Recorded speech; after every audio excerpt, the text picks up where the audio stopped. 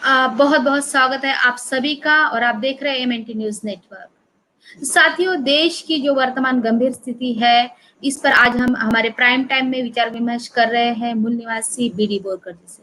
और BD Borkar sir आज जो कार्यकर्ताओं को और पूरे बहुजन मूल निवासी समाज को संबोधन कर रहे हैं और ये खुला संबोधन आप देख रहे हैं एमएनटी न्यूज नेटवर्क पर। साथियों, देश भर में जो लॉकडाउन की वजह से जो अस्त व्यस्त स्थिति हो गई है, उसको लेकर और पिछले वर्ष से देखेंगे कि हम आर्थिक मंदी चल रही है, जो सरकार की नीति है, उसको लेकर आज हम बातें करने जा रहे हैं।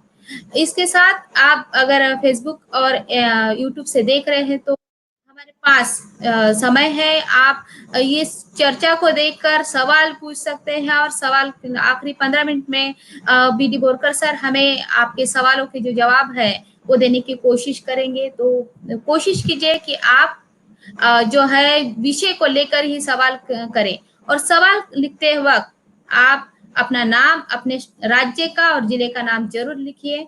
तो बहुत बहुत स्वागत है सर आपका आज की इस सत्र में।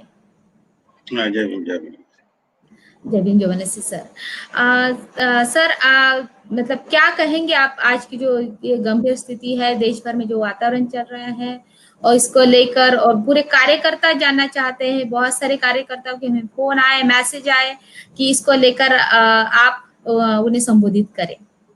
Okay, thank you. Thank you sir. प्रिय बहुजन समाज के, मूल निवासी बहुजन समाज के समग्र जनता को जय भीम जय मूल निवासी।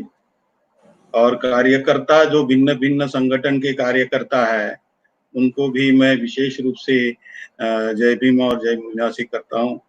साथियों, वास्तव में ये जो सुप्रीम कोर्ट का जो निर्णय आया है एक हफ्ता भर पहले, जिसमें सुप्रीम कोर्ट के न्यायाधीश ने ये कहा कि जो रिजर्वेशन है ये फंडामेंटल राइट नहीं है। इस मुद्दे पर मैं चर्चा में इसके पहले भी एमएनटी न्यूज नेटवर्क चैनल पे पार्टिसिपेट किया हूँ, लेकिन मुझे ऐसा लगता है कि ओवरऑल देश की जो स्थिति है, न सिर्फ ये रिजर्वेशंस का मसला, लेकिन पूरी देश की जो आज जो स्थिति है वो एक गंभीर स्थिति है और मूल निवासी बहुजन समाज को उनके अधिकारों से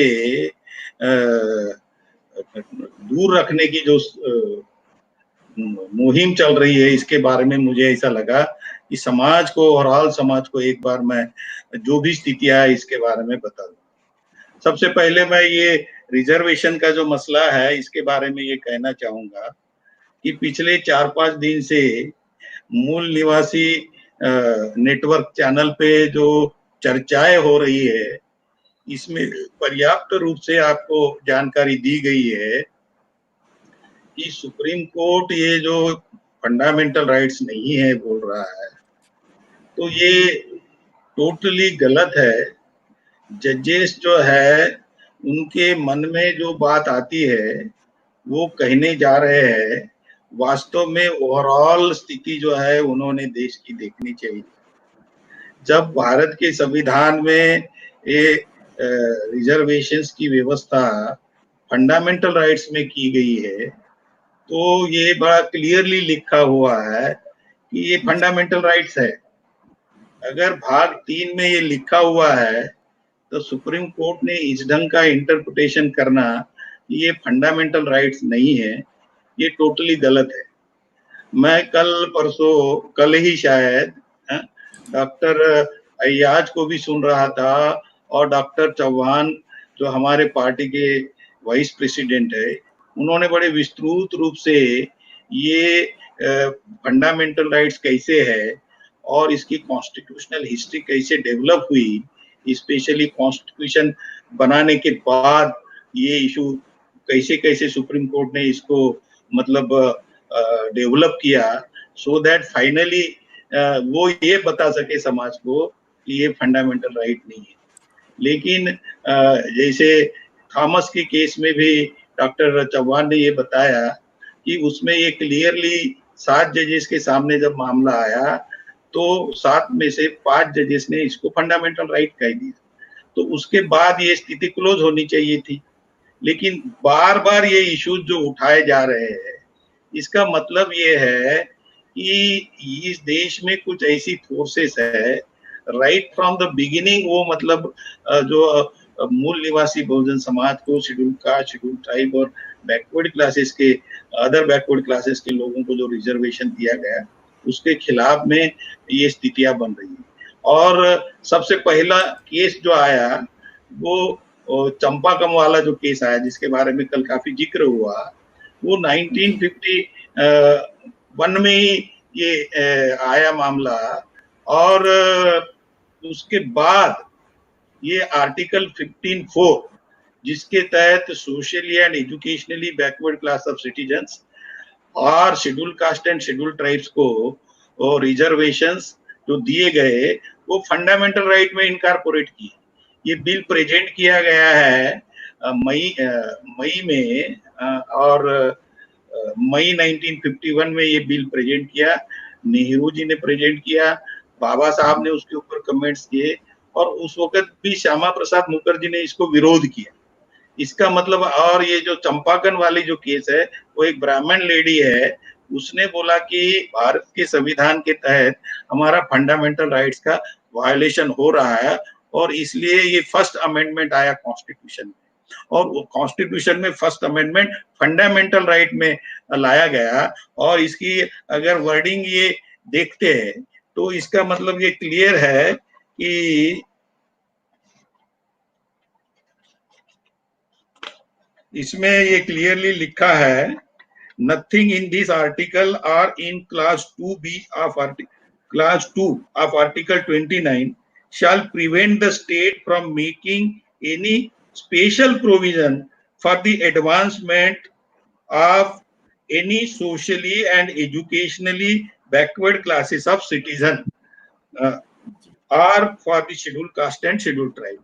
इसका मतलब ये है कि एक तो ये फंडामेंटल राइट्स में उन्होंने अमेंडमेंट लाया, इसका मतलब कॉन्स्टिट्यूशनल मेकर और उसके बाद फर्स्ट पार्लियामेंट में ये मामला क्लियर कर दिया है कि भाई ये फंडामेंटल राइट है, आर्टिकल 15(4) में इसको डाल के। तो जब इसको ये 15(4) में डाल दिया है, तो आज सुप्रीम कोर्ट के जजेस ने इसको फिर से फंडामेंटल राइट्स नहीं है बोलना, ये बात ऐसा लगता है कि जानबूझ के ये डेवलप किया गया है। वो केस लाई गई और उसके बाद सुप्रीम कोर्ट ने इस ढंग के इंटरप्रिटेशन किए थे, इसलिए इसको अमेंडमेंट। दूसरी इसमें इंपॉर्टेंट बात ये लिखी है, स्पेशल प्रोविजन है ये, for the advancement of socially and educationally backward classes. अब ये इन समाज का ये जो तबका है, शेड्यूल कास्ट, शेड्यूल ट्राइब और socially and educationally backward classes, जिसमें ओबीसी के हमारे भाई है, इनका एडवांसमेंट कैसे होगा, ये बढ़ेंगे कैसे? जो स्थिति में उस वक्त 1950 में या प्री इंडिपेंडेंस जो जी रहे थे, इससे आगे इनकी स्थिति कैसे ठीक होगी, इसके लिए ये प्रोविजन लाया गया। तो कॉन्स्टिट्यूशंस को इंटरप्रेट करते वक्त जो भी प्रावधान कॉन्स्टिट्यूशन में दिए हुए हैं, वो जनता को दिए हैं, जनता के कल्याण के लिए दिए हैं, जनता के एडवांसमेंट के लिए दिए हैं। तो सुप्रीम कोर्ट को उसका इंटरप्रिटेशन करते वक्त ये ख्याल में रखना चाहिए कि लोगों का कल्याण कैसे हो, जो स्थिति में जी रहे उससे अच्छी स्थिति में वो कैसे जिएंगे, उसको पॉजिटिव इंटरप्रिटेशन करना चाहिए लोगों के कल्याण के हित में। तो ये रिस्ट्रिक्टिव इंटरप्रिटेशन जो कर रही supreme court, specially schedule caste, schedule tribe और अदर बैकवर्ड क्लासेस के अधिकारों के बारे में जो भी प्रावधान संविधान में है, उसको जो रिस्ट्रिक्टिव इंटरप्रिटेशन कर रहे हैं, इससे उनकी जो मानसिक स्थिति है, वो इस समाज को जो भारत के संविधान में जो अधिकार दिए गए हैं, वो उन लोगों को ठीक नहीं लग रहे थे। ऐसा एक वर्ग है, वो वर्ग नहीं चाहता है कि इस देश के दबे पिछड़े लोगों को, जो इस देश में 90% है, उनका एडवांसमेंट हो। तो इसलिए ये लड़ाई जो जो मनुस्मृति के माध्यम से हमारे लोगों के अधिकारों को रिस्ट्रिक्ट किया गया था और भारत के संविधान में हमारे लोगों को जो अधिकार दिए गए हैं, ये लड़ाई तब से अब तक चालू ही है। तो ये लड़ाई लड़ने का मामला है और मुझे ऐसा लगता है कि आज कल जो सुप्रीम कोर्ट में जजेस है उनसे ये अपेक्षा नहीं की जा सकती है कि इसका सही मायने में वो इंटरप्रिटेशन करेंगे। तो इस लड़ाई को आगे चल के हमें कैसे लड़ना है ये हमने ज्यादा सोचना चाहिए और कोर्ट के ऊपर हमने ज्यादा निर्भर नहीं रहना चाहिए। दूसरी इंपॉर्टेंट बात मैंने उस दिन भी चर्चा में आपके सामने लाई थी कि एक्चुअली संविधान इस देश की जनता ने बनाया और इस देश की जनता ने बनाया मतलब 100% में जो 90% लोग जो है उनकी भावना उसमें आई हुई है कि वो क्या चाहते हैं। तो उनकी भावना को डिसरिगार्ड करके जिनके ऊपर ये ड्यूटी लगाई जनता ने संविधान के माध्यम से, वो अगर उसको रिस्ट्रिक्टिव इंटरप्रेट कर रहे होंगे तो मुझे ऐसा लगता है कि इन जजेस को सुप्रीम कोर्ट के जजेस बनकर रहने का कोई अधिकार नहीं। सवाल ये उठता है कि ये जजेस खुद होकर आजकल वो खुद होकर बन रहे हैं। बाबा साहब ने भारत की संविधान में ये अधिकार जजेस की अपॉइंटमेंट्स का अधिकार जजेस को नहीं दिया था। वास्तव में ये डिबेट में आया था मुद्दा, जो आर्टिकल 124 ऑफ द कॉन्स्टिट्यूशन है उसमें the president shall appoint the जजेस of the high court and the supreme court in consultation with the chief justice of India, ऐसा लिखा है। और कंसल्टेशन का मतलब कतई कॉन्करेंस नहीं होता। और ये जब ड्राफ्टिंग कमिटी ने अपना ये आर्टिकल फ्रेम किया जो बाद में 124 बना भारत के संविधान का, तो उस वक्त ये कई मेंबर्स जो थे कॉन्स्टिट्यूएंट असेंबली में, उन्होंने ये कहा था कि ये कंसल्टेशन शब्द नहीं होना चाहिए, ये concurrence in concurrence with the chief justice of India होना चाहिए। लेकिन बाबा साहब ने इसको रिजेक्ट कर दिया। जब ये रिजेक्ट कर दिया तो इसका मतलब अभी कोई इंटरप्रिटेशन का स्कोप नहीं था। फिर भी सुप्रीम कोर्ट के जजेस कंसल्टेशन ये शब्द को इंटरप्रेट करके कंकरेंस बोल रहे हैं, जबकि एक कॉमन इंग्लिश पार्लेंस में कंकरेंस और कंसल्टेशन ये दो अलग अलग शब्द है। और कॉन्स्टिट्यूएंट असेंबली में भी ये दोनों शब्द आए थे और कंकरेंस शब्द रिजेक्ट हो गया। तो जब यहाँ इंटरप्रिटेशन का कोई स्कोप ही नहीं था, तब भी सुप्रीम कोर्ट जो इस देश के जो कास्ट ब्राह्मण्स है, जो हाई कास्ट है, उनको ख्याल में रख के इसको इस ढंग से इंटरप्रेट किया।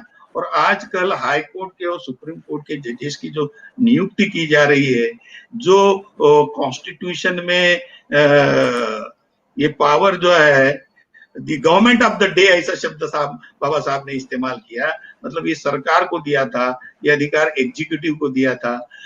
और उन्होंने ये कहा कि ये जजेस जो है, सुप्रीम कोर्ट का चीफ जस्टिस क्यों ना हो, after all he is a common man like us, and इसलिए उसके दिल में दूसरे लोगों के प्रति प्रेजुडाइसेस हो सकते हैं और इसलिए वो सही लोगों की नियुक्ति नहीं कर सकते।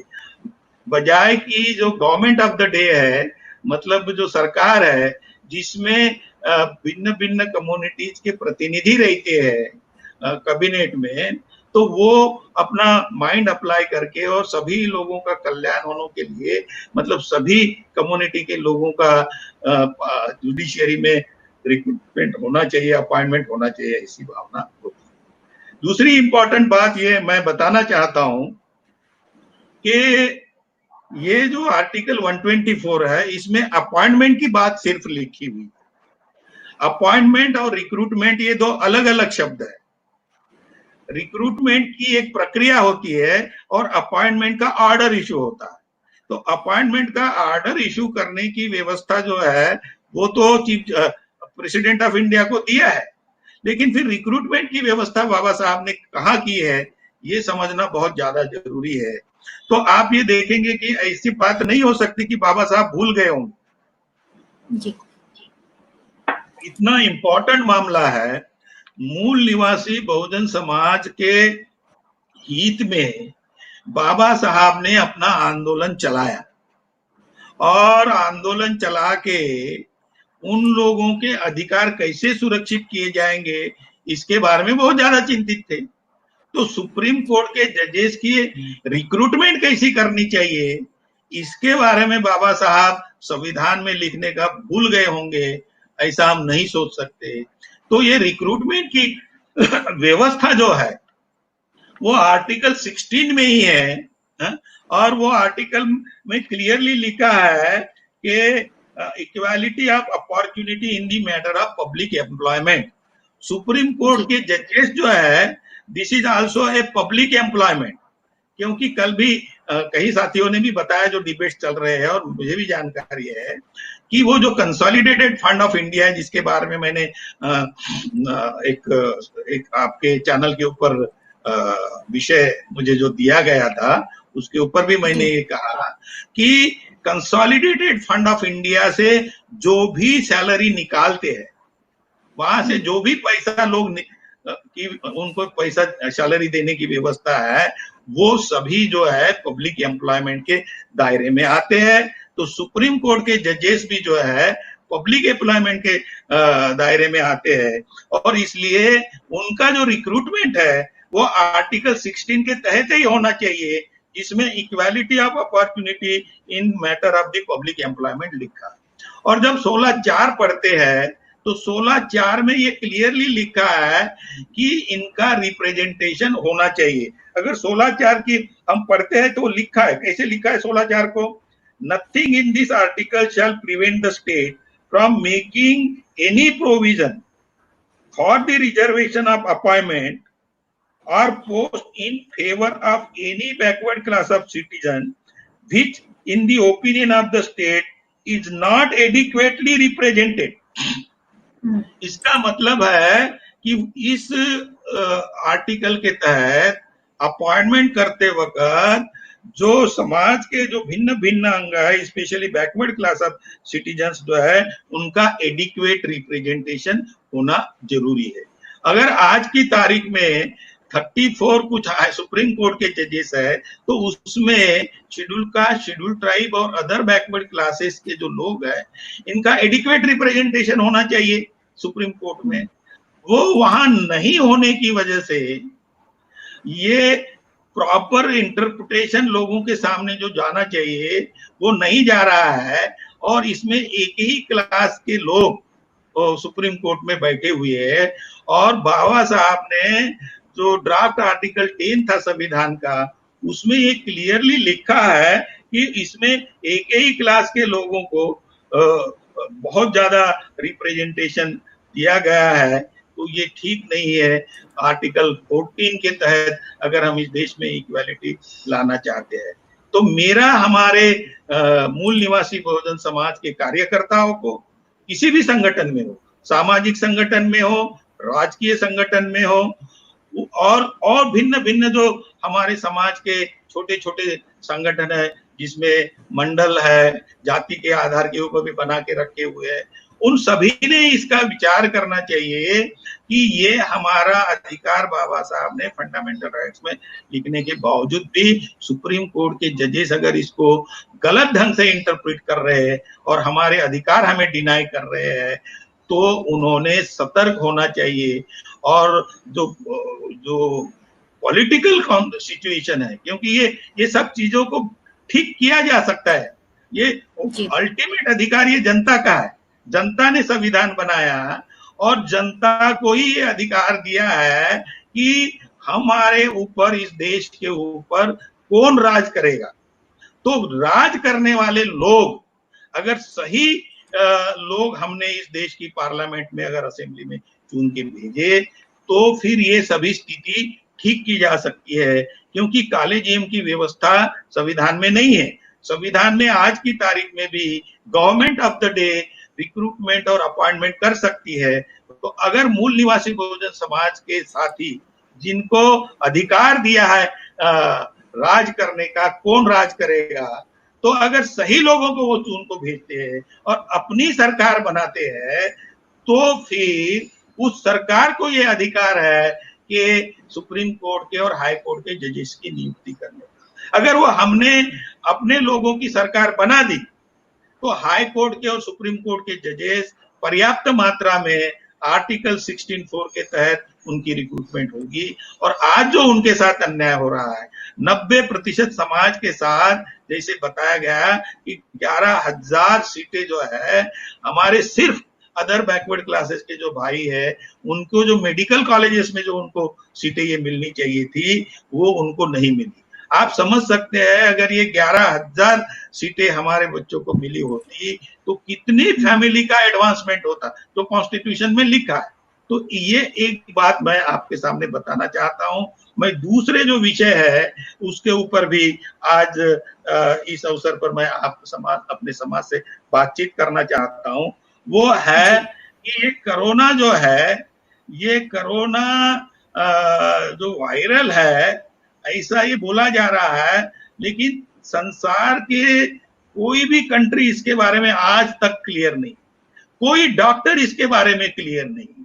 मतलब जैसे मैं सोशल मीडिया पे देख रहा हूं और टीवी पे भी देख रहा हूं, कहीं डॉक्टर भिन्न भिन्न सोच दिखाते हैं, कहीं देश के जो साइंटिस्ट है, इवन जो नोबेल प्राइज विनर साइंटिस्ट है, वो भी उन्होंने ये कहा कि ये कोरोना वायरस जो बोला जा रहा है ये बड़ा डेडली है। ये जो बोला जा रहा है इसके बारे में उन्होंने कहा कि इससे वायरस से जितने ज्यादा लोग नहीं मरेंगे, इससे जो उसका इंडियन इकोनॉमी और वर्ल्ड इकोनॉमी के ऊपर जो बुरा असर पड़ा है, इससे भूखमरी से ज्यादा लोग मरेंगे।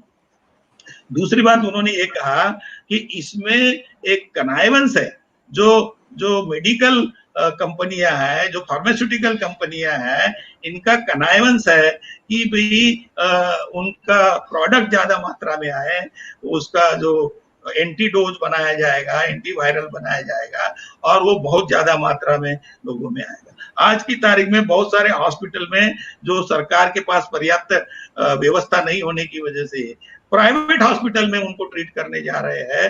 तो मेरे मिसेस में बता रही थी कि मुंबई की एक केस है घाटकोपर की, जिसमें हस्बैंड वाइफ दोनों को ये कोरोना हुआ था और एक हॉस्पिटल ने उनसे 48 लाख फ्रीज किया और 48 लाख फ्रीज करने के बाद वो दोनों मर गए। तो ये जो स्थिति है, तो इसका मतलब है कि कोई इसके बारे में क्लियर नहीं है, साइंटिस्ट लोगों का माना नहीं जा रहा है, और जो रूलिंग कम्युनिटी है, जो सत्ता में बैठे हैं, वो लोग साइंटिस्ट लोगों की बात मानने के बजाय उनको जो लगता है वो वैसा कर रहे हैं।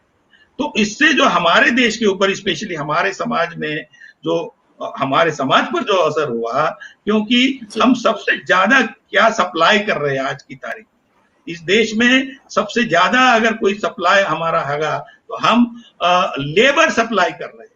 और आप ये देखेंगे कि जो कोरोना की वजह से सडनली 4 घंटे की नोटिस के ऊपर प्राइम मिनिस्टर ने लॉकडाउन डिक्लेयर किया, जिसकी वजह से हमारे लाखों लोग, मतलब 50-60 करोड़ लाख लोग जो है रास्ते पे जा रहे थे और वो किस ढंग से उनको परेशानियां हुई।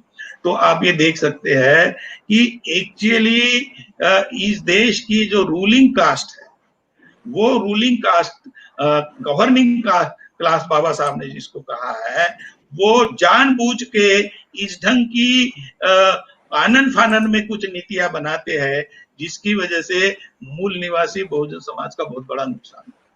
आज उनकी खाने पीने की व्यवस्था का समस्या हो गए, they are all hand to mouth. कहीं लोगों ने आत्महत्या की है। ये जो स्थिति पैदा कर रहे हैं, ये गवर्निंग क्लास के लोग जानबूझ के कर रहे हैं। सुप्रीम कोर्ट में भी वही लोग बैठे हुए हैं जिसको बाबा साहब ने गवर्निंग क्लास या कास्ट हिंदूज उसको अपने लिटरेचर में कहा है। वो लोग ये स्थितियां पैदा कर रहे हैं, सुप्रीम कोर्ट में वो ये स्थितियां पैदा कर रहे हैं, गवर्नमेंट में वो लोग ये स्थितियां पैदा कर रहे हैं, और पार्लियामेंट में हमारे समाज के लोग उनकी पार्टियों में से चुन के जाने की वजह से अपने मुंह पर ताला लगाकर बैठे हुए हैं, और वो हमारे समाज के हित में नीतियां बनना चाहिए। और ये जो सुप्रीम कोर्ट के जजेस इस ढंग के जो निर्णय देते हैं, इसके विरोध में उन्होंने आवाज उठानी चाहिए पार्लियामेंट में, वो ऐसा काम नहीं कर रहे। और इसलिए ये जो माइग्रेंट लेबर है, इसकी जो समस्या पैदा हुई, इसको हल करना उन्हीं लोगों के हाथ में है। स्पेशली पॉलिटिक्स में उन्होंने बहुत सतर्क रहना चाहिए, और जिन लोगों को वो चुन के भेजते हैं, ये बहुत ज्यादा मात्रा में ये लोग हैं, जिन लोगों को वो चुन के भेजते हैं, तो कतई उन्होंने उनको चुन के नहीं भेजना चाहिए। ये मामला सिर्फ बीजेपी तक सीमित नहीं है, कांग्रेस के लोग भी यही काम कर रहे हैं। कांग्रेस ने पिछले 60 साल से ये चीजें, अगर इस देश की हॉस्पिटल की व्यवस्था ठीक की होती या इस देश की इकोनॉमी को ठीक किया होता, तो आज मूल निवासी बहुजन समाज के पास उनका जो सोशल और इकोनॉमिक एडवांसमेंट हो जाना था 60-70 साल में, अगर वो हुआ होता, तो जो स्थिति आज 70-72 साल के बाद हमारा समाज फेस कर रहा है, वो स्थिति आज उनको फेस नहीं करनी पड़ती। तो सिर्फ इसको बीजेपी ही जिम्मेवार नहीं है, तो कांग्रेस भी इक्वली जिम्मेदार है। इसलिए आने वाले जो इलेक्शंस है, उस इलेक्शंस में उन्होंने इसका ख्याल रखना चाहिए कि ये दोनों पार्टियां, और इन दोनों पार्टियों की जो राज्यपात लेवल के ऊपर जो सहयोगी पार्टियां हैं, जो सिर्फ हमारे समाज की मानते हैं, हमारे लोग हमारे जाति के होने की वजह से उसको हमारे समाज की मानते हैं, लेकिन जो लोग हमारे हित में काम नहीं कर रहे, सिर्फ वो जाति के होने की वजह से उनको अपने समाज के लोग मानना, ये कतई ठीक नहीं है। अल्टीमेटली जो हमारे हित में काम करेगा वही हमारे हो सकते हैं। इस चीज का ध्यान स्पेशली जो लेबर क्लास है, जो बहुत ज्यादा मात्रा में है, schedule tribe, other backward classes और माइनॉरिटीज के लोग, ये लेबर क्लास है या मार्जिनल फार्मर है और छोटे मोटे धंधे करते हैं, व्यवसाय करते हैं, ये 90% लोग हैं। अगर इन 90% लोगों ने इस चीज का कॉन्शियस उपयोग किया, और बीजेपी को और उनकी सहयोगी पार्टियों को, और कांग्रेस और उनकी सहयोगी पार्टियों को अगर सत्ता से बेदखल करने के लिए अपना वोटिंग किया, तो मुझे ऐसा लगता है कि उनके हित में सरकार बनेगी और वो सरकार उनके हित में काम करेगी। फाइनेंशियल कंडीशन हमारे देश की बहुत खराब है। आप ये देखेंगे कि हमारे देश के ऊपर अभी मैंने देखा, वर्ल्ड बैंक का और एशियन बैंक का लोन जो है हमारे पास 194 अरब करोड़ जी, ये एक्सटर्नल लोन है। 194 अरब करोड़ एक्सटर्नल लोन है, और इंटरनल लोन भी इतना ही है। तो आप ये देखेंगे कि जो लास्ट टाइम मैंने फिगर दिए थे बजट के ऊपर बोलते वक्त, तो जो 3.8% जो डेफिसिट है, वो 7.5 लाख करोड़ होता है, और उसके हिसाब से अगर हम टोटल जीडीपी निकालते हैं तो 250 लाख करोड़ हमारा जीडीपी है। तो 250 लाख करोड़ अगर हमारा जीडीपी है, और 194 अरब करोड़ जो है वो एक्सटर्नल लोन है, तो आप ये देखेंगे कि और इंटरनल लोन अगर हम पकड़ लेते हैं, तो इस देश की आर्थिक स्थिति ठीक नहीं। और ये कोरोना बोल के अभी देश की इकोनॉमी पूरी खत्म कर दी है। और मुझे ऐसा लगता है कि लास्ट फिगर मैं जब देख रहा था, तो इंडिया के लिए वर्ल्ड बैंक ने जो हमारी जीडीपी की ग्रोथ जो बताई हुई है इस साल के लिए, वो 1.9% बताई है। तो मुझे ऐसा लगता है कि ये 1.9% भी नहीं रहेगी, ये निगेटिव ग्रोथ होगी। क्योंकि अभी अगर इसके लिए जो पैकेज की बात इन्होंने की, 20 लाख करोड़ का पैकेज देने की बात की है, लेकिन वो पैसा डायरेक्टली जो मजदूर है उसकी खाने की आज हालत खराब है, उनके पास डायरेक्टली ये पैसा देने के बजाय ये बैंक के माध्यम से लोन लेने के लिए बोला। अगर एक मजदूर आदमी बैंक में लोन लेने के लिए जाता है, तो वो वहां बैंकिंग सिस्टम में सबसे पहले तो सिक्योरिटी मांगते हैं। अब जिस आदमी के पास खाने के लिए पैसा नहीं है, वो आदमी वहां कहां से सिक्योरिटी देगा, और इसलिए उसको लोन नहीं मिलेगा, तो उसका मरना तय है। इसका मतलब ये 20 लाख करोड़ का जो पैकेज है, ये दिखावा है और लोगों को मारने की ये व्यवस्था बनाई है। एक तरफ से सुप्रीम कोर्ट हमारे विरोध में काम कर रहा है और सरकार इस ढंग की नीतियां बना रही है जिसमें हमारे लोगों के पास पैसा नहीं। कहीं इकोनॉमिस्ट ने और कहीं इवन बिजनेस एडमिनिस्ट्रेशन ने भी इन्होंने ये कहा है कि इसमें डिमांड बढ़ानी चाहिए, और डिमांड बढ़ाने के लिए लोगों के पास पैसा देना चाहिए। जैसे ही लोगों के पास पैसा जाएगा तो उस पैसे से उसके जीवनों उपयोगी वस्तुओं को खरीदने के लिए मार्केट में जाएगा।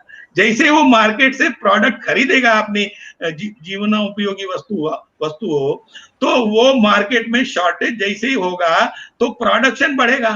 तो जब ये मजदूर आज खाने के लिए जिसके पास पैसा नहीं है, ये अगर इसको पैसा डायरेक्टली उसको दे दिया तो वो खाने के लिए पैसा आ जाएगा, तो वो मजदूरी करने के लिए बाहर जाएगा, फैक्ट्री में जाएगा, जहां भी जाएगा, तो इस देश का प्रोडक्शन बढ़ेगा और इकोनॉमी रिवाइव होगी। लेकिन इस ढंग की नीति बनाने के बजाय उन्होंने वो बैंक के माध्यम से देने का जो प्रयास किया है, इससे ये दर्शाता है कि इस देश की सरकार ये भी मूल निवासी बहुजन समाज को जिंदा नहीं देखना चाहती, उनको भूख से मारने के लिए इन्होंने ये नीतियां बनाई। तीसरी जो फॉरेन रिलेशंस के बारे में मैं कुछ आपके बारे में बताना चाहूंगा।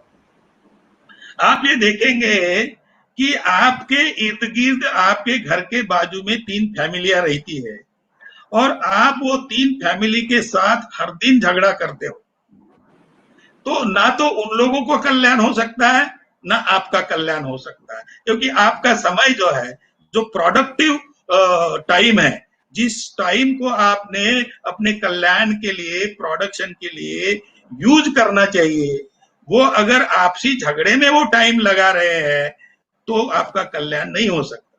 तो इस स्थिति को अगर आप राष्ट्रीय स्तर पे देखते हो तो आपके जो नेबर राष्ट्र है, चाइना है, पाकिस्तान है, नेपाल है, ये और नीचे श्रीलंका है, आप ये देखेंगे कि ये उनके साथ आज की तारीख में चाइना बॉर्डर के ऊपर मतलब एक लड़ाई का माहौल खड़ा कर दिया है। हमारे देश के 3 सैनिक मारे गए, एक उसमें 2 सैनिक मारे गए और एक अफसर मारा गया।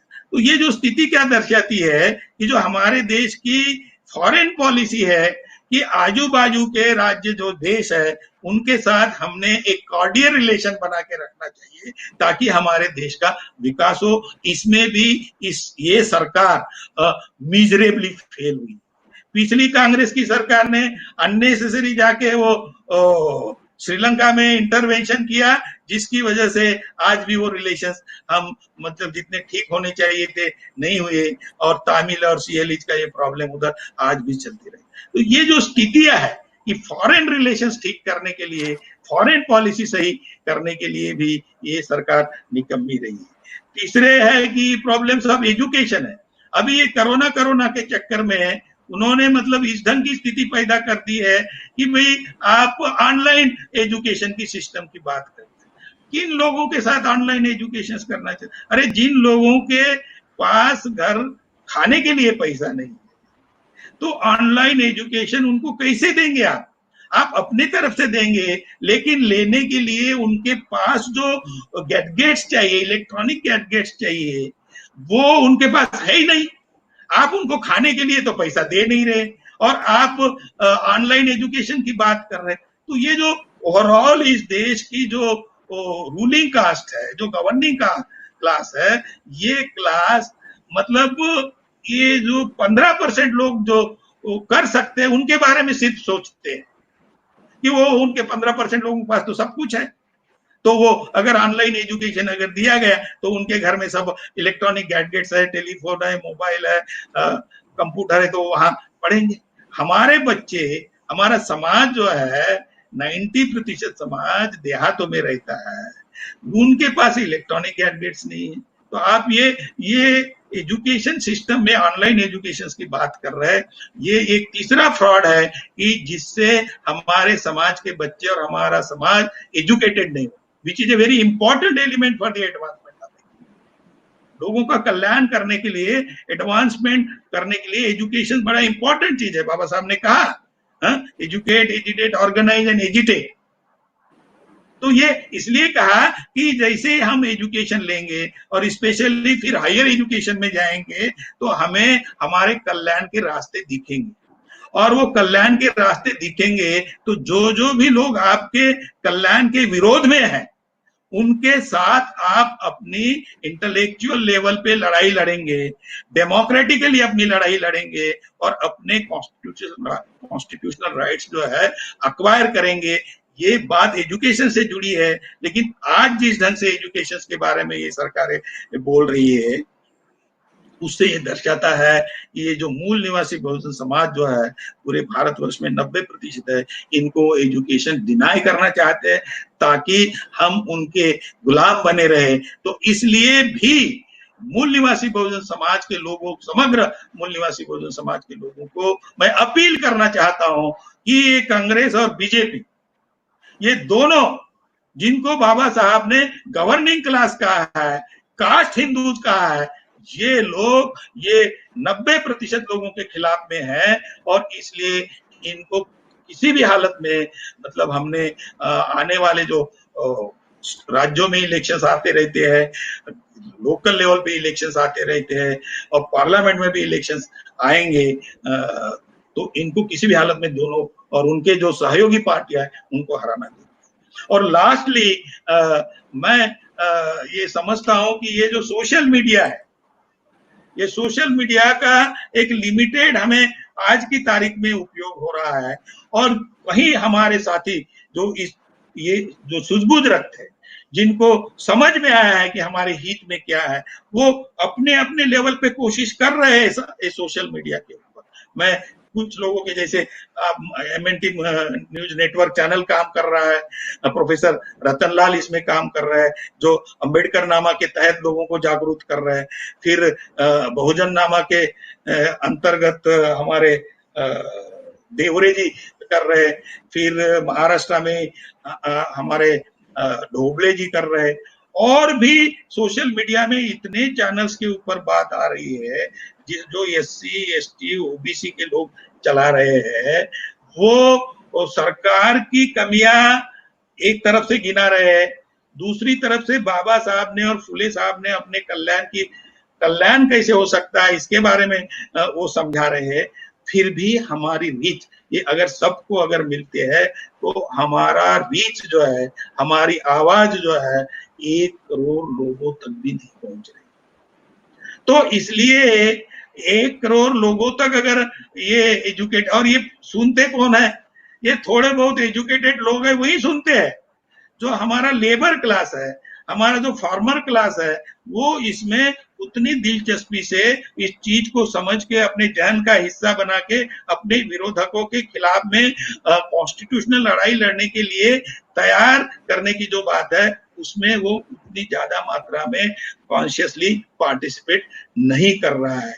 इसलिए मूल निवासी बहुजन समाज के जो कार्यकर्ता है, भिन्न भिन्न संगठनों में काम कर रहे हैं, सामाजिक संगठनों में काम कर रहे हैं, छोटे मोटे मंडलों में काम कर रहे हैं, पॉलिटिकल ऑर्गेनाइजेशन में काम कर रहे हैं, उन कार्यकर्ताओं ने ये मैसेज वो समाज का वो तबका जो 90% है, ऑलमोस्ट 100 करोड़ पॉपुलेशन हमारी है, उन तक ये मैसेज कैसे पहुंचाया जाए, इसके लिए 1-to-1 कम्युनिकेशन, मतलब छोटी छोटी जगह जाके मीटिंगें लगाना बहुत जरूरी है। मतलब 10 लोगों की हो, 15 लोगों की हो, गांव में हो, ये कोरोना का डर से हम अगर घर में बैठे रहेंगे तो हमारा कल्याण नहीं होने वाला है। मुझे ये लगता है कि कोरोना अपनी जगह है और वो उसका जो प्रभाव है वो मोस्टली शहरी इलाकों में है, देहाती इलाकों में इसका प्रभाव नहीं है। दूसरी बात है कि अगर इसका प्रभाव भी है तो हम तो हैंड टू माउथ लोग हैं, अगर हम मजदूरी करने नहीं जाएंगे तो खाने के लिए शाम का चूल्हा नहीं हमारा जल सकता। ऐसी स्थिति में हम तो बाहर निकलते ही है। तो जब हमारी रोजी रोटी के लिए हम बाहर निकल सकते हैं तो ये जो कार्यकर्ता जो लोग हैं, जो ये चाहते हैं कि मूल निवासी बहुजन समाज को उनके पूरे अधिकार मिले, तो वो उनके हाथ में सत्ता है, बिना ये नहीं मिल सकते।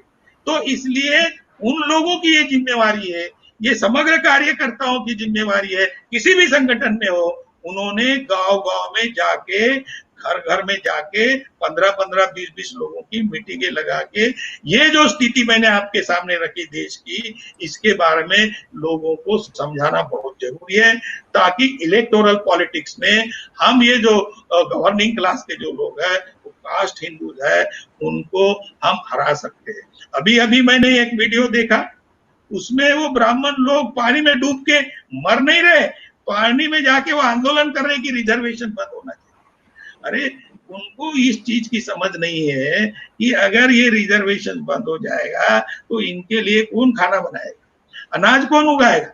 अगर ये लोग 90% लोग अगर रिवोल्ट कर देते हैं इनके खिलाफ में, तो इस देश में इन लोगों का जीना मुश्किल हो जाएगा। इसकी समझ उन्होंने लेनी चाहिए।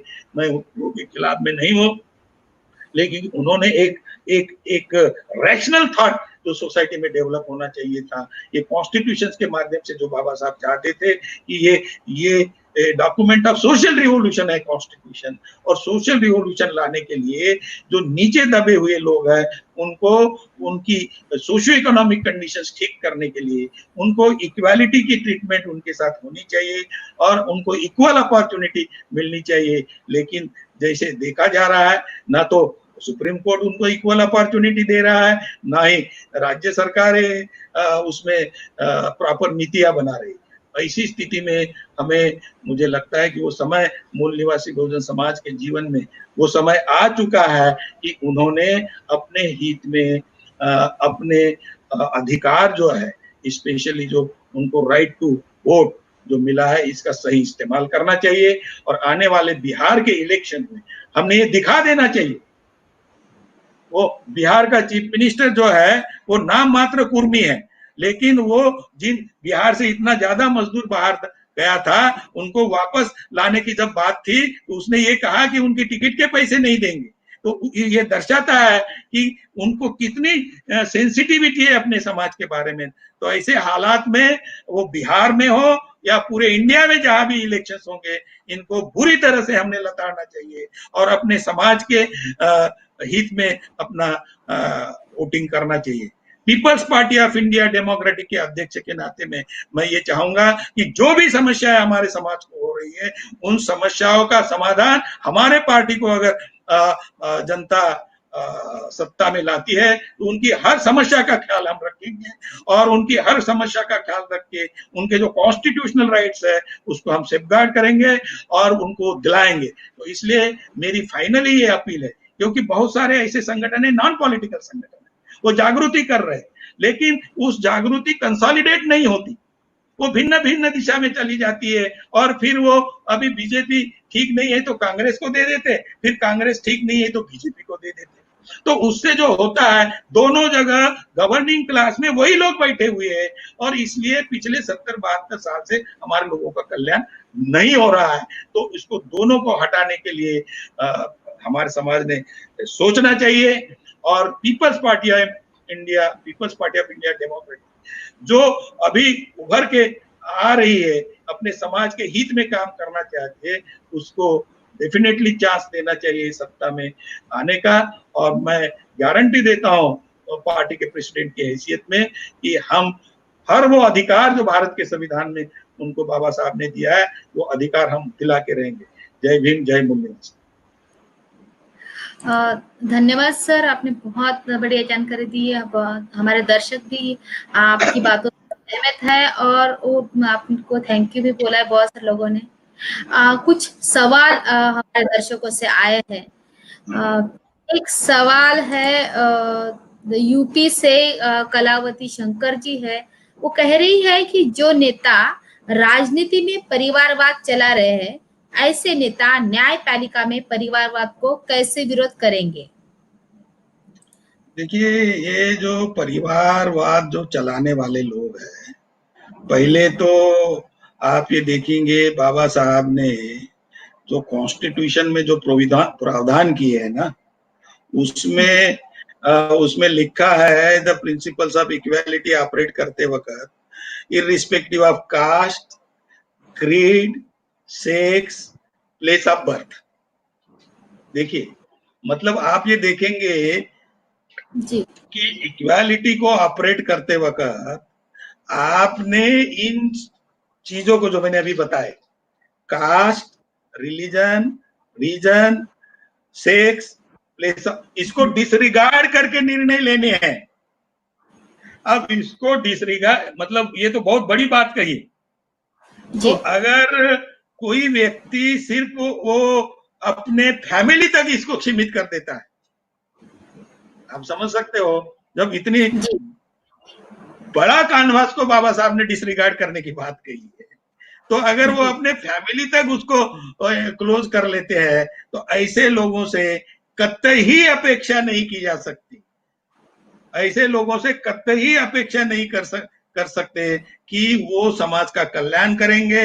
और जुडिशियरी में अगर सरकार में रहते, अभी तो कॉलेजियम की सिस्टम अगर है, वो तो नहीं रहनी चाहिए, लेकिन अगर सरकार अपने पावर कॉन्स्टिट्यूशन के तहत अगर इस्तेमाल करती है और ऐसे लोग अगर सरकार में रहेंगे जो फैमिली तक चीजों को क्लोज करके रखे, उनके माध्यम से भी इस देश के लोगों के साथ सही जुडिशियरी का अपॉइंटमेंट वो करेंगे, ऐसी कतई हमने अपेक्षा नहीं करनी चाहिए, ऐसा मुझे लगता है।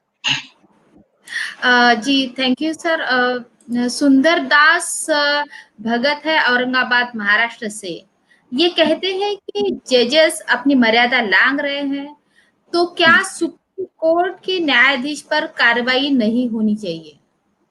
बिल्कुल होनी चाहिए, कौन करेगा, यही तो मैं समझा रहा हूं कि उन लोगों को प्रावधान है कि अगर कोई एंटी कॉन्स्टिट्यूशनल निर्णय वो बना रहे हैं और इस देश की पार्लियामेंट को भी एज एन लेजिस्लेचर इस देश की कॉन्स्टिट्यूशन को लागू करना है, और अगर इस देश की जुडिशियरी एंटी कॉन्स्टिट्यूशनल निर्णय ले रही है, तो उनको जजेस को, ऐसे जजेस को हटाने का प्रावधान कॉन्स्टिट्यूशन में है इम्पीचमेंट का, जो पार्लियामेंट कर सकती है।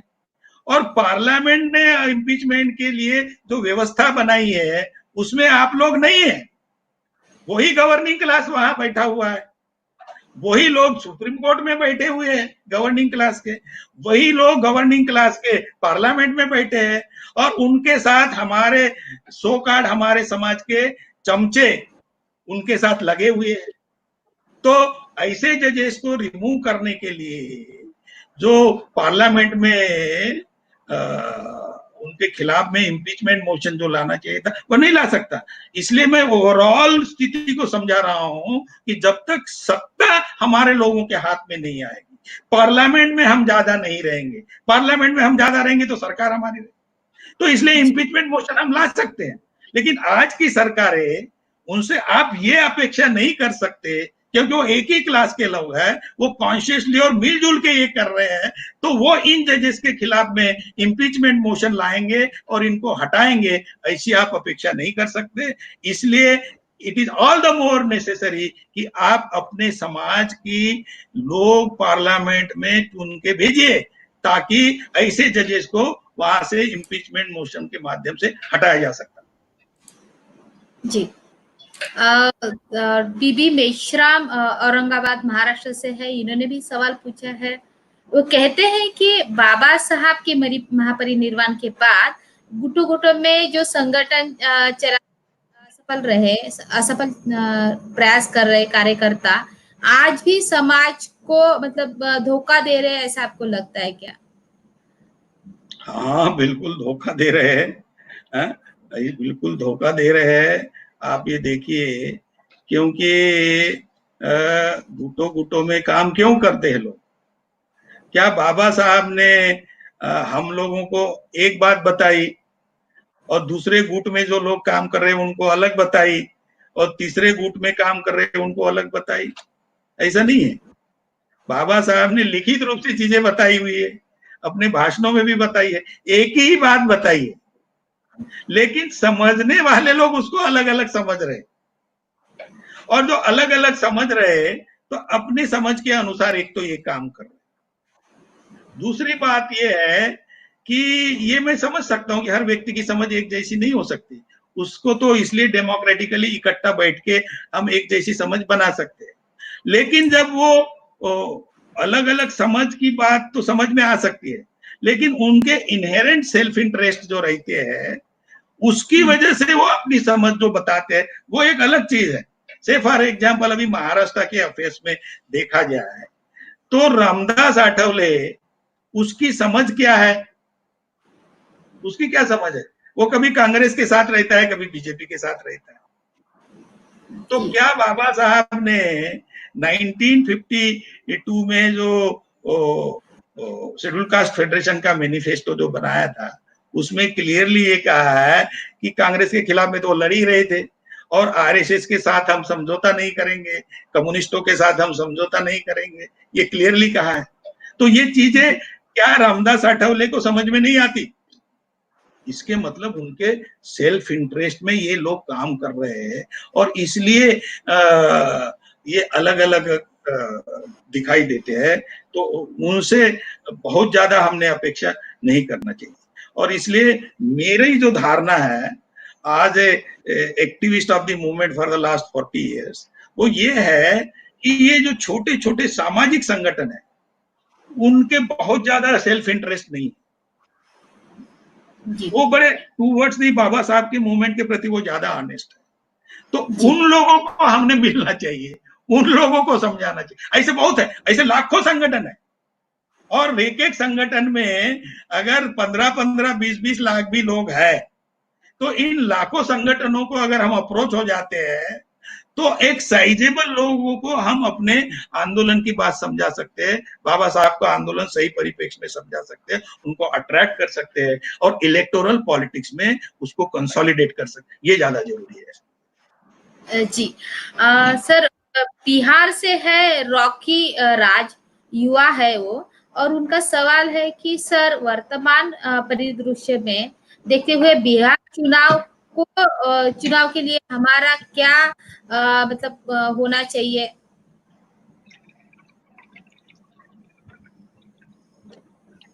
बिहार एक जी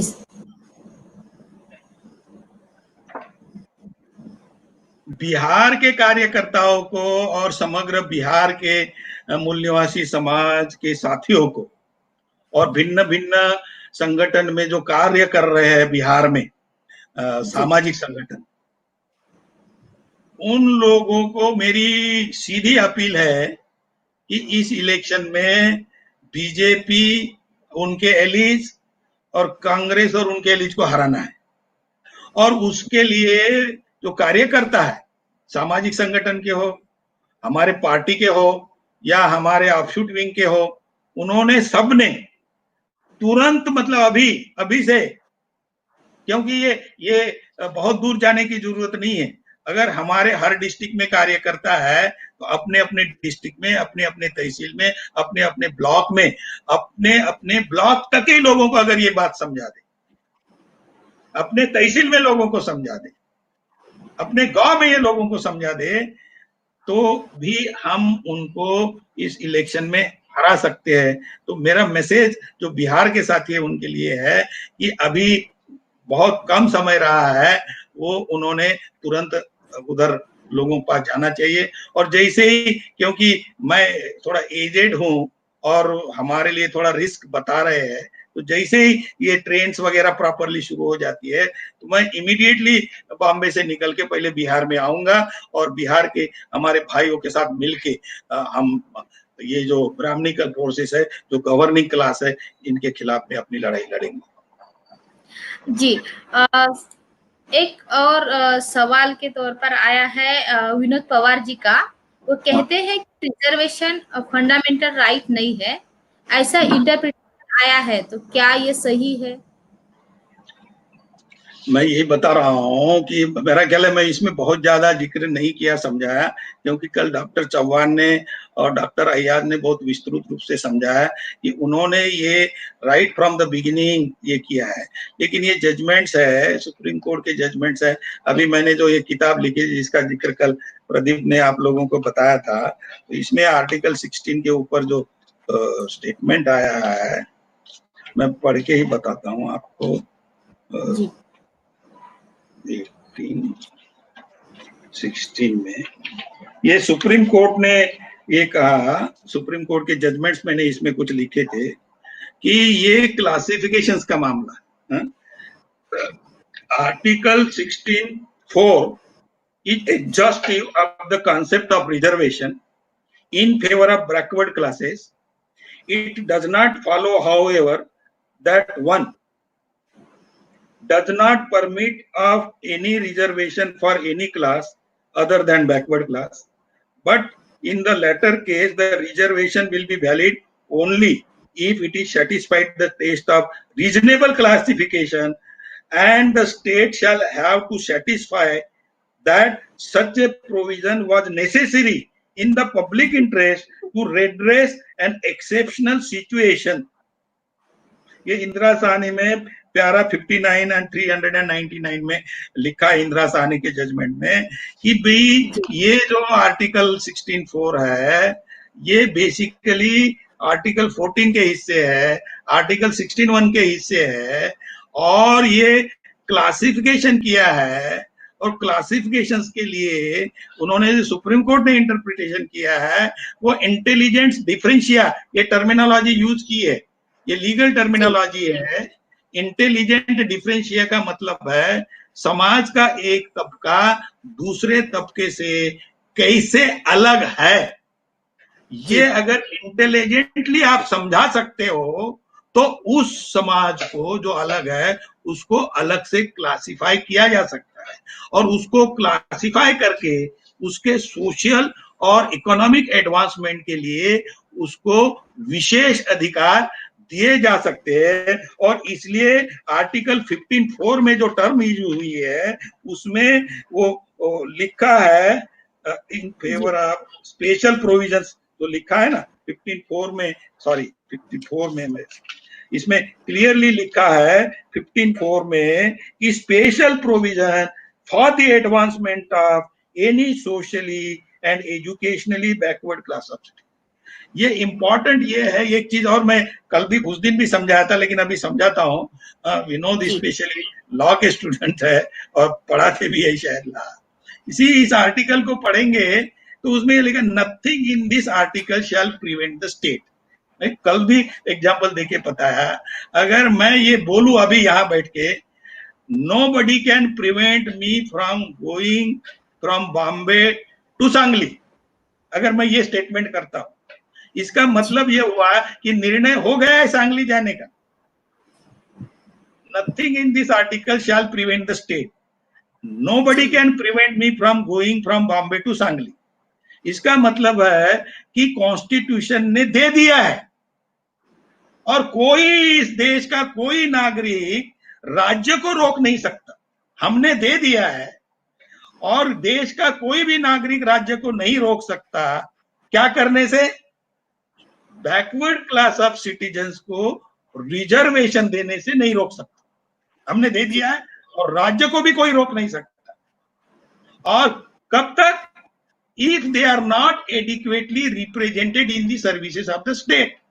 तो स्टेट को कितना पावर दिया, क्योंकि ये बताया जा रहा है कि सरकार देना चाहे तो दे, सरकार नहीं देना चाहे तो नहीं दे। ये गलत इंटरप्रिटेशन है।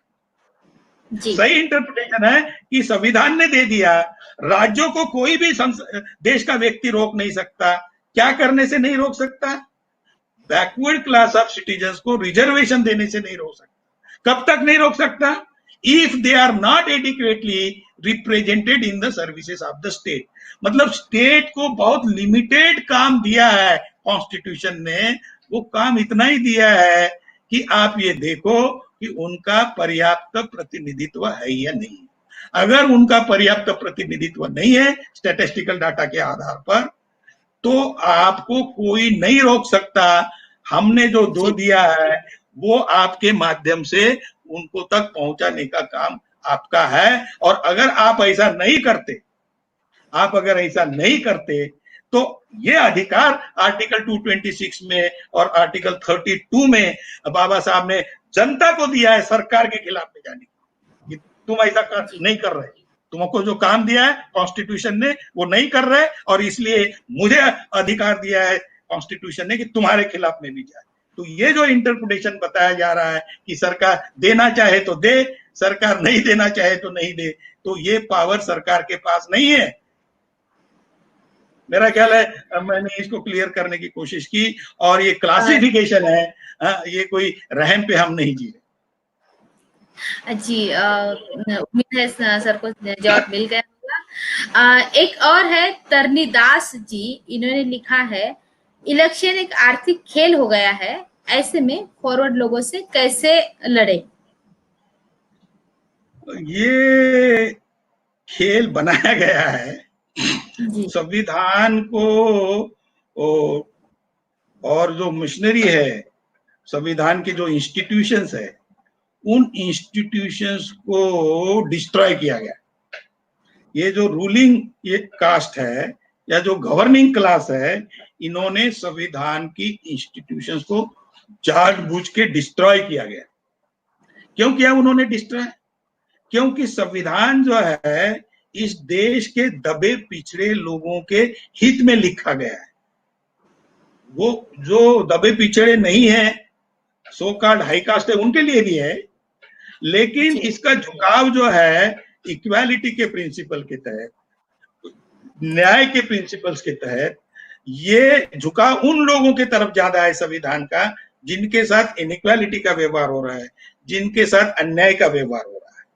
तो जो क्लास कल तक, ये संविधान बनने तक ये सब पावर एंजॉय कर रहा था और इन लोगों के साथ समाज के बहुत बड़े तबके के साथ अन्याय कर रहा था, तो वो जो चीज संविधान में आई है इसलिए वो उनको खलती रही है, और इसलिए इन्होंने ये संविधान के जो इंस्टीट्यूशंस है, लेजिस्लेचर है, एग्जीक्यूटिव है, जुडिशियरी है और इलेक्शन की व्यवस्था, इन इंस्टीट्यूशंस को डिस्ट्रॉय किया है। और डिस्ट्रॉय करने के लिए उन्होंने एक हथकंडा, जैसे तारनीदास जी बोल रहे, एक हथकंडा पैसे का इस्तेमाल किया है। तो इसको कैसे फेस किया जाए, ये उनका सवाल है। तो अगर वो पैसा देना चाहते हैं और हमारे लोग लेना ही नहीं चाहते जी, तो क्या होगा? अगर हमारे लोग वो पैसा देना चाहते हैं और हमारे वोट खरीदना चाहते हैं और हमारे लोग वो पैसा लेके वोट बेचना नहीं चाहते, तो स्थिति बदल जाएगी। तो हमारे लोगों ने उनके वोट का कितना महत्व है ये इस दरमियान लोगों को समझाना चाहिए।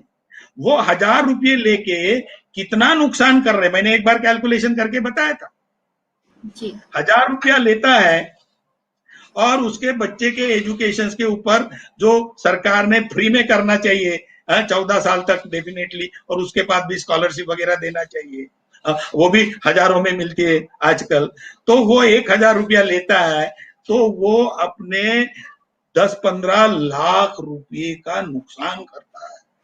ये कैलकुलेशंस करके ये स्थिति उसके अगर समझा दी हमने अपने समाज के लोगों को, तो मुझे ऐसा लगता है कि वो ये 1000 के चक्कर में नहीं पड़ेगा और उनको वोट नहीं देगा। तो स्पेशली ये जागृति का मामला है। हम अपना काम जिस अनुपात में करना चाहिए वो नहीं करने की वजह से और समाज इग्नोरेंट होने की वजह से ये समस्या है। और इसलिए फुले साहब ने हमारे सोसाइटी का सही डायग्नोसिस किया कि ये बड़े सगड़े अनर्थ जो है वो अविद्या की वजह से हुआ।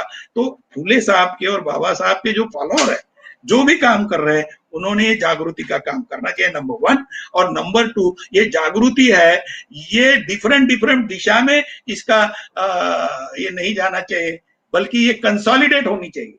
आज जागृति उस समय के हिसाब से बहुत ज्यादा है, लेकिन फिर भी रिजल्ट नहीं आ रहे। इसका मतलब है इसमें वो डाइवर्सिफाई हो रही है, कंसोलिडेट नहीं हो रही है, और कंसोलिडेट करना ये इंपॉर्टेंट है। तो मेरी अपील आज की तारीख में यही है कि ये जागृति जितने भी हमारे अच्छे लोग कर रहे हैं, तो इसको मतलब स्पेशली में जो नॉन पॉलिटिकल ऑर्गेनाइजेशन जो जागृति कर रहे हैं उन लोगों से मेरी ये अपील है कि उनका कंसोलिडेट एक जगह कैसे हो, इस तरफ उन्होंने ख्याल देना चाहिए, और न कि उनके ऊपर जागृति कर दिया और लोगों के ऊपर छोड़ दिए। फिर लोग पूछते हैं कि भाई वोट किसको देने हैं, तो इसका मतलब जागृति पर्याप्त मात्रा में नहीं हुई। अगर प्रॉपर जागृति हो जाती तो समझ में आ जाएगा कि वोट किसको देने का उनको। लेकिन कतई आज की तारीख में ये बता दूं उनको कि कांग्रेस, बीजेपी और उनके जो एलीज है उनको तो कतई नहीं देने का। जी, एक और इसी से जुड़ा हुआ सवाल है। विनोद गायकवाड़ जी पूछ रहे हैं कि संविधान लागू होने के बाद भी अभी तक जिन लोगों की भौतिक जरूरतें जो है वो पूरी नहीं हुई है, तो इस समाज को जोड़ने के लिए क्या समाधान है? बार बार मैं वो की एक ही चीज बता रहा हूँ कि उनकी भौतिक जो मटेरियल रिक्वायरमेंट है लाइफ की वो फुलफिल क्यों नहीं हो रही। आफ्टर ऑल जो पैसा जो है 3-4 किस्म से, ये मैंने कहीं अपनी भाषणों में भी कहा है कि पैसा कहाँ से आता है। एक राइचियस मीन से पैसा आता है आदमी के पास, तो सदाचार से कमाई करके अपना मजदूरी करके जो भी है उसकी अपने घर में पैसा लाने की वो एक।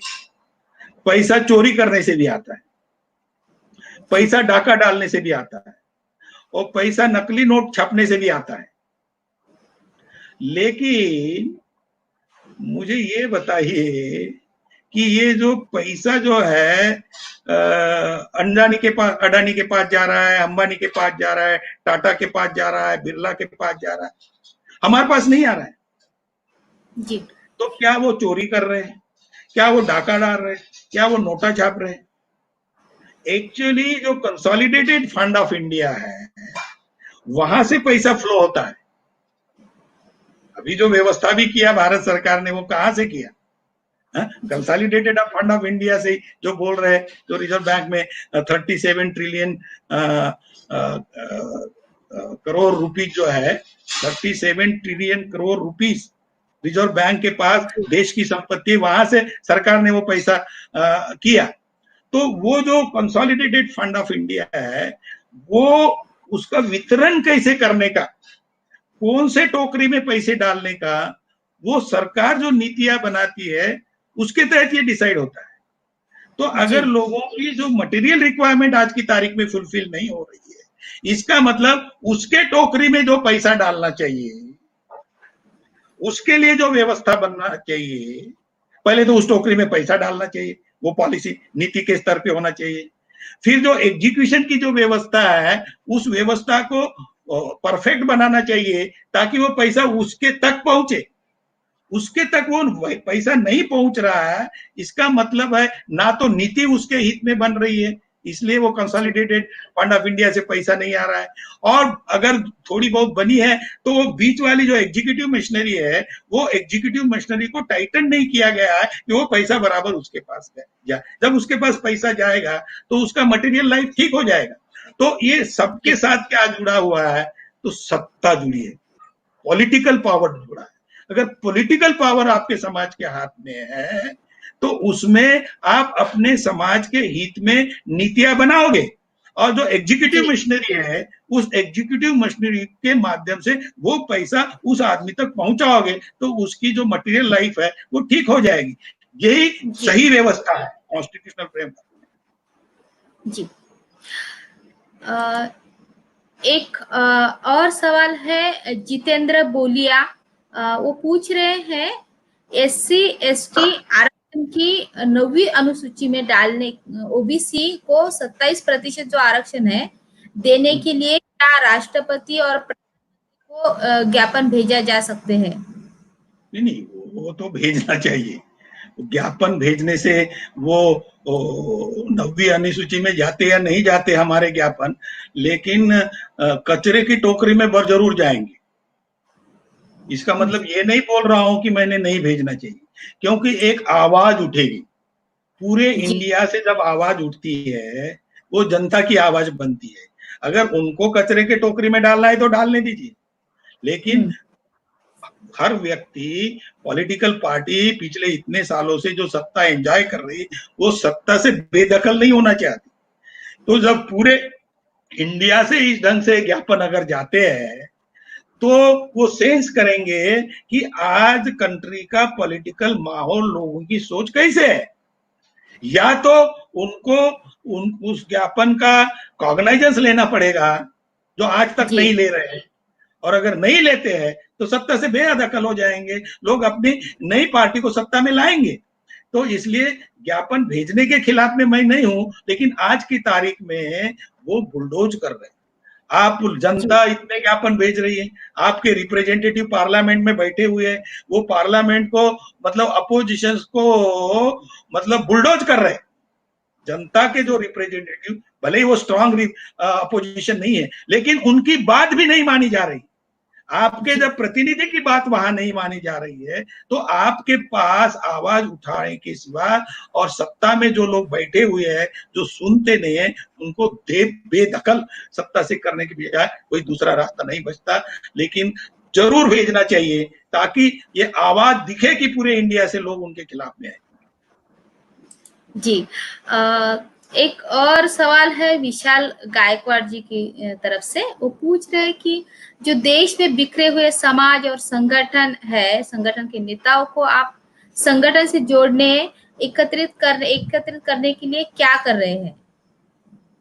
देखिए, मेरे ऊपर बहुत प्रेशर है इस दिशा में कि आप इस दिशा में क्यों नहीं पहल करते। एक सही किस्म के जो लोग हैं, उनका ये मानना है कि आज की तारीख में हम जो आंदोलन चला रहे हैं, एक ऑनेस्टली और सिंसियरली अपनी तरफ जी से चला रहे हैं, और ऐसी कुछ समाज के जो अच्छे लोग हैं, सिंसियर है, जी उनकी भी धारणा ये बनी हुई है। उनका ये कहना है कि बोरकर साहब, आप इस दिशा में क्यों नहीं पहल करते। तो मैं इस जी दिशा में डेफिनेटली सोच रहा हूं कि हम एक बार इस दिशा में पहल करेंगे कि समाज के भिन्न भिन्न संगठन जो बने हुए हैं, पॉलिटिकल हो नॉन पॉलिटिकल हो, उनको रिक्वेस्ट करे, इकट्ठा आके अपील करे इस दिशा में। लेकिन मैं व्यक्तिगत ये नहीं कर सकता, क्योंकि हमारी व्यवस्था जो हमने बनाई है, हम उनके जो प्रस्ताव है, उनकी जो सोच है, वो जो उन्होंने मेरे पास भेजी है, हमारे संगठन की जो केंद्रीय कार्यकारिणी होगी, जो एचओआर होगा, उसमें हम बैठेंगे, सलाह मशुरा करेंगे इस दिशा में, और अगर वो हाउस इस दिशा में एग्री करता है तो हम इसमें आगे बढ़ेंगे। जी बलदेव सुधार जी है लुधियाना पंजाब से। वो पूछ रहे हैं कि सर ईवीएम को कैसे काउंटर करें? ये भी आंदोलन ही चलाना पड़ेगा। ईवीएम को काउंटर करने के लिए ये बहुत बड़ा आंदोलन चलाना पड़ेगा, और पूरा समाज को रास्ते पे उतारना पड़ेगा। आज हमारे जो भी आंदोलन हमने शुरू किया, आज की तारीख में जितने हमने ऑफशूट्स बनाए हैं, हमारी पार्टी भी छोटी, अभी 1-1.5 साल की पार्टी है, तो इसमें ज्यादा से ज्यादा लोगों को अवेयरनेस अगर बिल्टअप कर देते हैं तो वो समाज हम आंदोलित कर सकते हैं। तो ये अवेयरनेस की प्रक्रिया है, जागृति की जो प्रक्रिया है, जिसको फुले साहब ने भी कहा, बाबा साहब ने भी कहा, जागृतीचा अग्नि अखंड तेवत ठेवा, ये जी बोलते रहते हैं, भाषणों तक रहता है, लेकिन वो जागृति करने की प्रक्रिया में हर इशू के ऊपर समाज को जागरूक करने की, और ये कुछ मेजर इश्यूज है, लेबर से रिलेटेड इशू है, ये ईवीएम का जी इशू है, ये कॉन्स्टिट्यूशनल इशू है।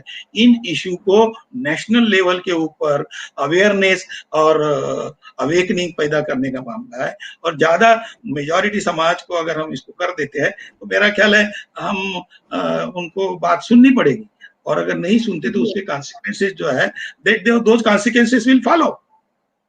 जी सर एक आखिरी सवाल है। विकास माने जी है। वो पूछ रहे हैं कि साकेत मुक्ति के बारे में आप क्या कर रहे हैं? काय के बारे में? साकेत साकेत अयोध्या मेरा ख्याल है साक हमारे ऑफशूट विंग्स के लोगों ने इस दिशा में ऑलरेडी ज्ञापन दिया हुआ है, और कोशिश वो कर रहे हैं एज ए पॉलिटिकल पार्टी। मुझे ऐसा लगता है कि अभी वो समय हमारे पॉलिटिकल पार्टी के तरफ से जो इश्यूज उठाने हैं, वो जो दूसरे जो इशू अब तक मैंने जो डिस्कस किए हैं, वो पर्याप्त है। और ये मामला अभी पहली बार नहीं उठा, ये इसके पहले जैसे आपकी चैनल में इसके ऊपर जो चर्चा हुई है, तो इन्होंने कहा कि कहीं जो आर्कियोलॉजिस्ट है, उन्होंने इसके ऊपर संशोधन इसके पहले भी किया है और ये कहा है कि ये साकेत जो है ये बुद्ध नगरी है, लेकिन उस चीज को नहीं माना गया। हाँ? तो इसका मतलब क्या है कि वो ऐसे मानने वाले नहीं है। अगर जो फैक्चुअल एविडेंसेस आ रहे हैं, उस एविडेंसेस को भी वो अगर रिकॉर्ड पे लेके नहीं मान रहे हैं, तो ऐसी मानसिकता के लोगों को कैसे मनाया जाए? जी, कोर्ट में जाके आपको लगता है ये मान जाएंगे? कोर्ट से क्या हो रहा है ये आप देख रहे हैं। वो डिटरमिन्ड है, इसको हिंदू राष्ट्र बनाने के लिए ये वो डिटरमिन्ड है। उन्होंने एक तरफ से जो बाबरी मस्जिद वालों को हटा दिया, अब सुप्रीम जी, कोर्ट का सहारा लेंगे, और अभी हम अगर कोर्ट में जाते तो आपके साथ ये न्याय करेंगे, ऐसा मुझे नहीं लगता। This is more A political issue. इसको पॉलिटिकली फाइट आउट करना पड़ेगा, और इसको पॉलिटिकली अगर फाइट आउट करना है तो पॉलिटिकल स्ट्रेंथ गार्नर करनी पड़ेगी, और उसके तहत ही इसको, मुझे ऐसा लगता है व्यक्तिगत स्तर पे, इसका ये हल हो सकता है। तो बाकी जो लोग अपने अपनी ढंग से जो प्रयास कर रहे हैं वो अपनी जगह ठीक है, उसको मैं कोई डिसरिगार्ड नहीं कर रहा हूँ। जी। एक मतलब कलावती शंकर जी का एक और सवाल है उत्तर प्रदेश से। वो पूछ रहे हैं कि अगर पीपीआईडी सत्ता में आती है तो न्यायपालिका में ओबीसी एससी/एसटी का जो समुचित प्रतिनिधित्व है वो कैसे सुनिश्चित करेगी? वो 3% उनको दे देंगी, बाकी इनको दे देंगी। जी, क्योंकि ये हम एससी एसटी ओबीसी नहीं रहेंगे उस वक्त। ये तो उन्होंने हमें बना दिया एससी एसटी ओबीसी, हम तो है मूल निवासी। तो जो जी, 3% है या ज्यादा से ज्यादा 10%, जैसे आजकल के फिगर आ रहे हैं, तो उनको जी, 10% देंगे। तो हम अन्याय नहीं करेंगे, क्योंकि हम न्याय के लिए लड़ने वाले लोग हैं, तो हम कतई अन्याय करने की बात नहीं सोच सकते। तो जिनका जितना है 10% उनको देंगे, बाकी 90% मूल निवासी लोगों के पास रहेगा। जी। सर, आपने बहुत सारे सवालों की जवाब दिया और बहुत अच्छा संबोधन भी किया। आपने आपका कीमती समय एमएनटी न्यूज नेटवर्क को दिया और बहुत सारी बातें की, तो उसके लिए मैं एमएनटी न्यूज नेटवर्क की तरफ से आपको धन्यवाद देती हूँ। और आप आए इसके लिए और आप आते रहे इसके लिए मैं आपको गुजारिश करती हूँ कि आप आते रहे और समाज को संबोधित करते रहिए। Thank you very much sir कि आप आए और हमें संबोधन किया। मैं एक बार फिर से अपने मूल निवासी बहुजन समाज को आह्वान करता हूं कि इलेक्शंस प्रक्रिया में वो बराबर कॉन्शियसली लगे रहे और पीपल्स पार्टी ऑफ इंडिया को सत्ता में भेजने की पूरे प्रयास करें, और उनके जो हक और अधिकार है वो हम कॉन्स्टिट्यूशनल राइट उनको दिलाने में अपनी पूरी ताकत लगा देंगे। जय भीम, जय मूल निवासी। जय भीम, जय मूलनिवासी सर। कार्यक्रम की समाप्ति की ओर हम जा रहे हैं। कल का जो विषय है, कल 17 जून को रात 9 बजे हम डिस्कस करेंगे कि मूल निवासी बहुजन महापुरुषों का स्त्री पुरुष समानता के प्रति जो समतावादी दृष्टिकोण है समाज में स्थापित करने के लिए चुनौतियां और समाधान, इसको लेकर हम कल रात फिर 9 बजे मिलेंगे। तब तक के लिए धन्यवाद। जय जय मूलनिवासी।